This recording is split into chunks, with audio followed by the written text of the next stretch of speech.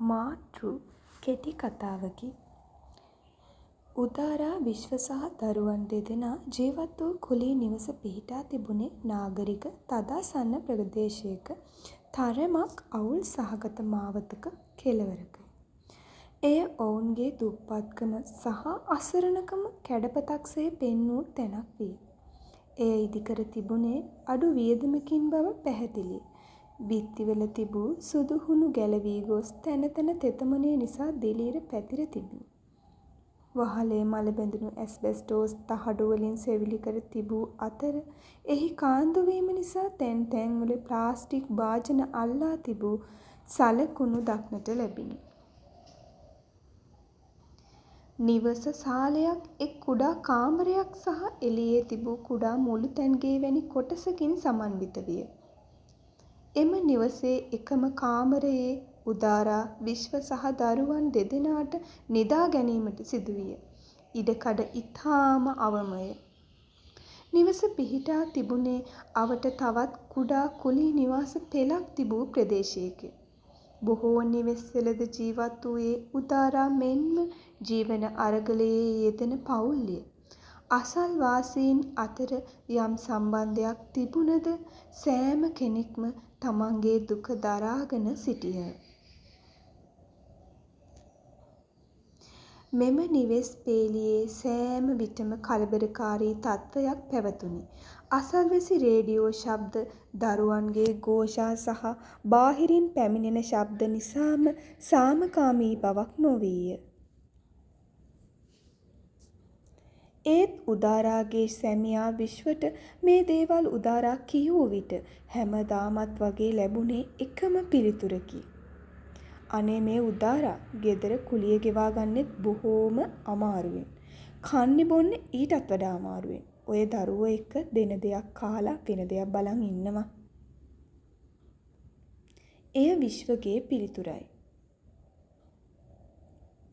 විශ්ව, ඔයාට ඉඩමක් තියෙනවා. අපි පුංචි කාමරයක් හරි හදාගෙන ඒ ඉඩමට යන්.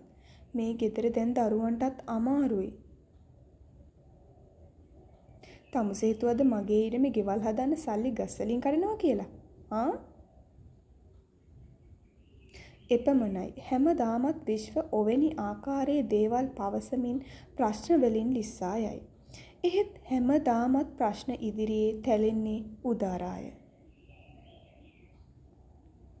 විශ්ව, දැන් පුතා ලොකුයි. දුවත් එහෙමයි. අනිත් එක මම ප්‍රෙග්නන්ට්. අපි පුංචියට කාමරයක් හදාගමු. ඔයා ඔය යාළුවෝ එක්ක හැමදාම හවසට පාටි දාන සල්ලි ඉතුරු කරොත් අපිට මේ වැඩේ අමාරු වෙන්නේ නෑ විශ්ව.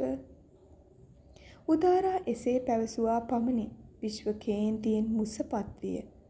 උඹලට හාල්ලටේ පොල් ගෙඩියේ ඉඳන් ගෙනත් දීලා කඹුරලා මං ටිකක් සතුටින් ඉන්න හැදුවම ඒකත් එපාලු. මට දැන් මේ ජීවිතේ කල්කදුරු තිත්තයි. අපි මේ ලැබෙන්න ඉන්න දරුවා ගැනයි අනිත් දෙන්න ගැනයි හිතන්න ඕන විශ්ව. තමුසෙට බර්ත් කන්ට්‍රෝල් යූස් කරන්න කිව්වා නේද මං? ඒකවත් තමුසෙට හරියට කරගන්න බෑ. මං එහෙම කළා විශ්ව. මං දන්නේ ඒව වැරදුනේ කොහොමද කියලා. අනේ මට ওই විදිහට කෑ ගහන්න එපා. උදාරා කුසත් අල්ලාගෙන එසේ පවසද්දී වැහි බිඳු වලින් පිරුණු සාලේ තිබූ වතුර බේසමකට පයින් ගසමින් විශ්ව පිට වූයේය. කාලය ගත විය. ඔහු සෑම දිනක උදේත් සහ දවල්ට උදාරා සාදා දෙන කෑම පාර්සල් දෙක රැගෙන යයි. එහෙත් රාත්‍රියට ඔහු කොහෙන් හෝ රසවත් ආහාර යාළුවන් සමග භුක්ති විඳ නිවසට පැමිණේ. ඒ මොහොතේ උදාරා දරුවන් සමග උදේ කෑම වලින්ම හෝ යාන්තමට හදා ගන්නා කිරි හොද්දක් බතක් සමග කා නින්දට යන්නේය. තාත්තා යන අරුත කෙදිනකවත් වටහා නොගත් විශ්වට මුළු ලෝකයම තිබුණේ ගෙදරින් පිටයි. උදාරාගේ නිවසේ තුන්වෙනි දරුවා ලැබීමත් සමගම අවකාශය මෙන්ම හදවත්ද පිරී ගියේය. ඒ වන විටත් නිවස කුඩාය. ජීවන වියදම විශාලය. දරුවන් තිදෙනාම ඇගේ ජීවිතය වුවද ආර්ථික බර ඇගේ උරහිස් මත ගල් කන්දක්සේ තැන්පත් විය. විශ්ව චූටි පුතාට හෙට බෙහෙත් විදින්න තියෙනවා. එතකොට ගෙට යන කුලිය ඉල්ලගෙනත් ගේ අයිතිකාරයයි. දරුවෝ දෙන්නගේ ඉස්කෝලේ වියදම් කෑම බීම ඔයාගේ පඩියෙන් පොඩි ගාණයි ඔයා මට දෙන්නේ. කියන්න මං කොහොමද මේ දේවල් ඔක්කොම කරන්නේ? ප්ලීස් ඔය බොන එක යාළුවෝ එක පාටි දාන එක නවත්තලා මං ගැන නැතත් දරුවෝ ගැන හිතන්න. උදාරා දරුවා තුරුළු කරගෙන බිත්තියට හේතු වී සිටි විශ්වට පැවසුවේ වේදනාවෙන්. විශ්ව පත්තරයකින් මුහුණ වසාගෙන සිටියේය. ඔය සාමාන්‍ය දේවල්නේ උදාරා. කෑ ගහලා වැඩක් නෑ. මම බලන්නම් මොනවා හරි කරන්න. බලන්නම් කියලා කී වතාවක් කිව්වද විශ්ව? ඔයා කිසිම දෙයක් ගණන් ගන්නේ නැහැ. පව් අපේ දරුවෝ. උදාරාගේ කටහඬ වේවුලන්නට විය. විශ්වගේ මුහුණේ කිසිදු හැඟීමක් නොවිය. ඇත්තටම ඔහුට අවශ්‍ය වූයේ මේ බැඳීම් වලින් සහ වගකීම් වලින් ඈත් වීමටය. උදාරාගේ විලාපය ඔහුගේ හිතට කිසිසේත් දැනුනේ නැත. මන්ද ඔහුගේ සිත වෙනත් තැනක වූ බැවිනි. වෙනත් ගැහැණියකගේ උණුසුම සොයමින් ඔහු මේ පවුලෙන් ඈත් වෙමින් සිටියේය. තුන්වෙනි දරුවා ලැබීමෙන් පසු විශ්ව ගෙදර වියදමට දෙන මුදල පවා සම්පූර්ණයෙන්ම නතර කළේය. නිවාඩු දවසටත් වැඩේයි උදාරාට පවසා ඔහු පිට වූයේ යාළුවන් සමග දින ගණන් පවත්වන සාදවලටය. දරුවන්ගේ අධ්‍යාපන වියදම් හෝ වෙනත් කිසිවක් ගැන ඔහු තැකුවේ නැත. උදාරා හුදකලා විය. අලුත උපන් දරුවා සමග ඇය මුළු ලෝකයටම තනි වූවාය. ඇගේ එකම සරණ වූයේ වයසක මවයි. ඇය සුළු මුදලක් සොයා ගන්නා සෑම මොහොතකම ඒ සොච්චම් මුදලින් දරුවන්ගේ කුස පුරවා වැඩිමහල් දරුවන් දෙදෙනා පාසල් යැවීමට උදාරා මාස 2ක් පමණ දැඩි සටනක් කළාය. මේ මිනිස්සයා නැතුවත් අපි ජීවත් වුණා. මේ මාස 2ටම දවස් 3යි විශ්ව ගෙදර ආවේ. මේ වගකීමක් නැති මිනිහෙක් වෙනුවෙන් මම තවත් දුක් විඳින්න ඕනද? උදාරා කල්පනා කරන්නට ගත්තාය. මේ කුලී ගෙදර තවදුරටත් සිටීම ඇත්තෙන්ම මෝඩකමකි. දිනක් ගෙදර හිමිකරු පැමිණියේය.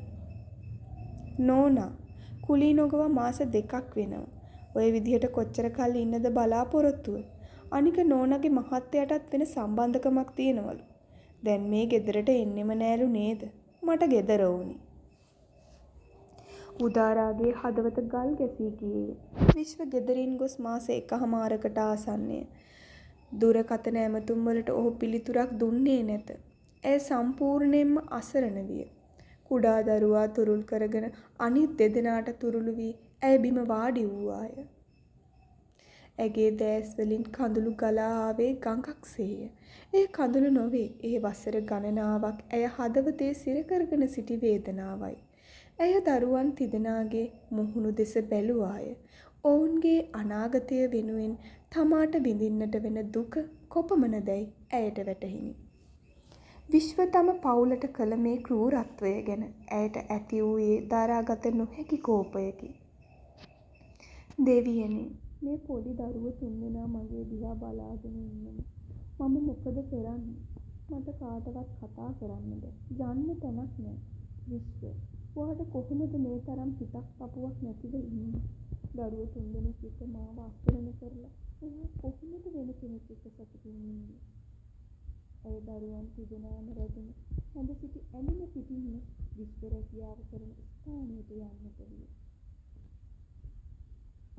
ඔය කාවද හොයන්නේ?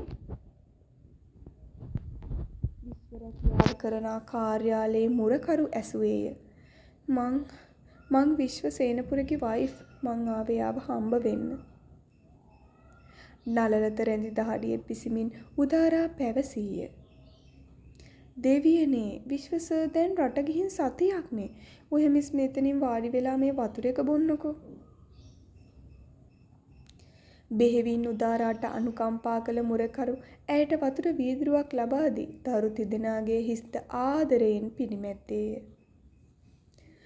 විශ්ව මහත්තයා ගැන මම මේ කියන දේ නොකිය බෑ මිස්. විශ්ව මහත්තයා ඔෆිස් එකේ හිටිය නිලාණ්ඩි මැඩම් එක්ක තමයි ඩුබායි ගියේ. මම හිතේ ඒ දෙන්න අතරේ මුරකරු ඉතිරිය වචන නොකියා උදාරා දෙසත් දරුවන් දෙසත් සංවේගයෙන් බැලුවේය. උදාරාගේ හුස්ම සිරවිය. ඇය කෙළ පොදක් ගිලගෙන වචනයක් කතා කිරීමට උත්සාහ කළද බැරි විය. කුලී නිවසේ හිමිකරු පැවසූ දේ සත්‍යයකි. ඇයට දැනුවේ ලැජ්ජාවකි, තිත්තකමකි. ඔහු අවසානයේ ඇයව සහ දරුවන්ව සම්පූර්ණයෙන්ම ප්‍රතික්ෂේප කර ඇත. ඇයව රවටා ඇත. විශ්වමාව ඇතෑරියා. බංකුව මත වාඩි වී දරුවන් තිදෙනා තුරුළු කර ගනිමින් ඇය සිටීය. ඇය මුරකරුහට කිසිත් නොකියා කඳුළු හිර කරවාගෙන දරුවන් සමගින් පිටත් විය. මෙච්චර අහිංසක දරු පවුලක් අනාථ කරලා විශ්ව මහත්තයා කුරුල්ල වගේ නිලානි මැඩම් එක ඩුබායි ගියේ හැටි. අනේ දෙවියම බලා ගන්න එපැයි. මුරකරු ඔහුගේ සිතට දැනුණ වේදනාවෙන් උදාරා සහ දරුවන් දෙස බලා සිටුවේය.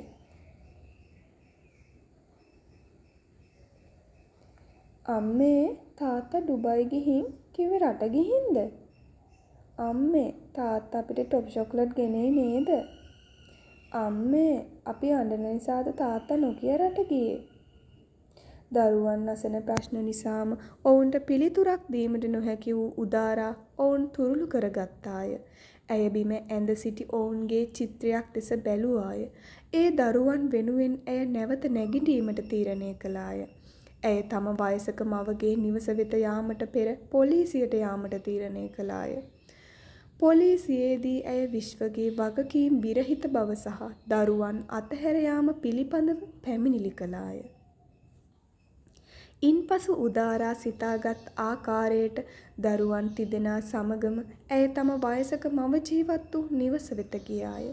එතෙන් පටන් උදාරාගේ ජීවිතය වූයේ නොනවතින අරගලයකි. උදේ සිට සවස් වන තුරුම ඇය කුලී වැඩ කළාය. ගෙවල් වල වැඩ, මැටි ගඩොල් කැපීම, කුඹුරු වැඩ වැනි නොයෙක් දේ ඇය කළාය. ඒ ඇයගේ දරුවන් පෝෂණය කිරීමටයි. ඇයට වෙනත් රැකියාවක් සොයා ගැනීමට හැකි වුවද දරුවන් පේන මානයේ කුලී වැඩක් කිරීම ඇයගේ සිතට සැනසීමක් විය. දිනක් සවස් යාමයේ කුලී වැඩට ගොස් පැමිණි උදාරාගේ ඇඟ වෙහෙසටපත් වී තිබුණි. ඇගේ ශරීරයේ තැන තැන මැටි දූවිලිය. ඇය දරුවන්ට සහ වයසක අම්මාට කෑම පිළියෙල කර දුන්නාය. පොඩි ගෙදර පැරණි භූමිතෙල් ලාම්පුවේ පුංචි එළියෙන් ඔවුන් කෑම කෑහ. දරුවන්ව කන්නට දී ඇය ඔවුන්ව තුරුළු කරගත්තාය. ඇය ඇඳෙහි සිටින දරුවන් දෙස බැලුවාය. ලාම්පු එළියෙන් ඔවුන්ගේ අහිංසක මුහුණු ලස්සනට දිස්විය. ඔයාලා නිදා ගන්න ළමයිනේ. අම්මා දැන් ඔයාලව බලා ගන්නවා. කාටවත් මගේ දරුවන්ගේ අනාගතේ නැති කරන්න බෑ. ඇය තම ඇඳුමින් දහඩිය පිස දාගෙන පොඩි දරුවාගේ නළල යලිත් සිපගත්තාය. ඔවුන්ගේ ජීවිතය එළිය කරන්නේ මේ ලාම්පු එළියමින් ඇගේ උත්සාහය බව ඇය දැන සිටියාය. වසර ගණනාවක් ගත විය. වැඩිමහල් දියණියට වයස අවුරුදු 16ය. දෙවෙනි පුතාට අවුරුදු 14ය. බාලයා පාසල් යයි. උදාරා තවමත් කුලී වැඩ කරන්නේ එදා වගේමය. ඇය කොතරම් වෙහෙසට වී වැඩ කළාද යත් ඉස්සර තිබූ ඇගේ පැහැපත් සුදු සම දැන් අවුවට කළු වී ගොස් තිබුණි. ඇගේ අත්ලෙහි මැටි ගඩොල් කැපීම සහ දැඩි ශ්‍රමයෙන් කරගැට මතු වී තිබුණි. ඇය ලස්සනට හිටිය උදාරා නොවේ. ඇගේ දෑස්වල තිබුණේ වේදනාවට වඩා දැඩි අධිෂ්ඨානයකි. ඇය තරුණ බවින් තොර නමුත් ජීවිතේ ජයගත් කාන්තාවකගේ පෙනුම ගෙන තිබුණි. මේ අතරතුර ඇගේ වයසක මව අසනීප වී උදාරාව සදහටම තනි කළාය. ඇයට තිබූ ලොකුම හයිය බිඳී ගියේය. අම්මා නැති වී දින කිහිපයකට පසු උදාරාගේ අයියා වන නිරූප පැමිණියේය. ඔහු පැමිණියේ අම්මාගේ නිවසට හිමිකම් කීමටය. අවසානයේ ඔහුගේ බලකිරීම නිසා ගඩොලින් බැඳ උළු සෙවිලි කළ අම්මාගේ නිවස ඔහුට අයිති විය. උදාරාට ඉඩමින් කුඩා කොටසක් පමණක් වෙනත් පැත්තකින් ලැබිණි. නිරූපගේ ක්‍රියාවට අහල පහල මිනිසුන් දැඩිව දොස් පැවරූහ. ගෙවල් දොරවල් තිබෙන ඔහු අහිංසක උදාරාව සහ දරුවන් 3 දෙනාව නිවසින් එළියට දැමීම ගැන ඔවුන්ට තිබුණේ කෝපයකි. වාසනාවකට මෙන් අහල පහල ගෙදරක හිස් කාමරයක් උදාරාට දරුවන් සමග සිටීමට ලැබිණි. නමුත් උදාරා තීරණය කළාය. ඇය තමාට ලැබුණු පොඩි ඉඩම් කොටසේ මැටි ගසා වරිච්චි බැඳ පොල්ලතු සෙවිලි කර ගෙයක් හදන්නට පටන් ගත්තාය. ඇගේ වැඩිමහල් දියණිය සහ පුතු බොහෝ සෙයින් එයට උදව් කළහ. ගමේ මිනිසුන්ගේ වහලේ ගසා ගැනීමට උදාරාට ශක්තියක් විය. ඇගේ ලොකු දියණියත් පුතාත් ගෙදර වැඩවලදී ඇයට උදව් කළේ කිසිදු මහන්සියක් නොබලමින්ය. සති දෙකක් යද්දී කුලී වැඩවලින් හම්බ කරගත් මුදලින් බඩු මුට්ටු ටිකක් ගෙන දරුවන් 3 දෙනා සමග උදාරා කුඩා මැටි ගෙදර පදිංචි වූවාය. උදාරාගේ අරගලයේ නව පරිච්ඡේදය ආරම්භ විය. අලුත් මැටි ගෙදරට පැමිණ දා රාත්‍රියේ උදාරාට දැනුනේ නිදහස් හුස්මකි. මෙය ඇගේම නිවසයි. පොල්ලතු සෙවිලි කර තිබුණත් මේ පුංචි පැල්පත ඔවුන්ගේ ලෝකයයි. දරුවන් තුරුළු කරගෙන ඇය එදා නිදාගත්තේ වසර ගණනාවකට පසු සිතට දැනෙන සැනසීමකිනි. උදාරා දිගටම කුලී වැඩ කළාය. නමුත් ඇගේ ජීවිතය දැන් වෙනස් වීමට පටන් ගත්තේය. ඇගේ දැඩි කැපවීම ගමේ මිනිසුන්ගේ සිත් ගත්තාය. ගමේ පාසලේ විදුහල්පතිවරයා ඇගේ දරුවන්ගේ දක්ෂතා හඳුනාගෙන ඔවුන්ට නොමිලේ ඉගැන්වීමට අවස්ථාවක් දුන්නේය. වැඩිමහල් දියණිය ඉතාම දක්ෂ ශිෂ්‍යාවක් වූ අතර පුතා දක්ෂ ක්‍රීඩකයෙකු විය. උදාරා වෙහෙස මහන්සි වී ඉපැයූ සෑම සතයක්ම දරුවන්ගේ අධ්‍යාපනයට යෙදෙව්වාය. ඇගේ ජීවිතයේ එකම බලාපොරොත්තුව වූයේ ඔවුන්ව හොඳ තැනකට ගෙන ඒමයි. අම්මා මේ තරම් මහන්සි වෙන්නේ අපිට උගන්වන්නනේ. අම්මා ඉස්සරහට කුලී වැඩට යන්න ඕන නෑ. අම්මා නිදහසේ ඉන්න. අපිට හරි දුකයි අම්මා ගැන. අඬන්න එපා ලොකුදු. මට මේ පොඩි කකුල් අමාරුවක් නෙමෙනිකේ. මම පොල් සම්බෝලයක් එක පරිප්පු හදලා කරවල කෑල්ලක් තෙල් දැම්මා.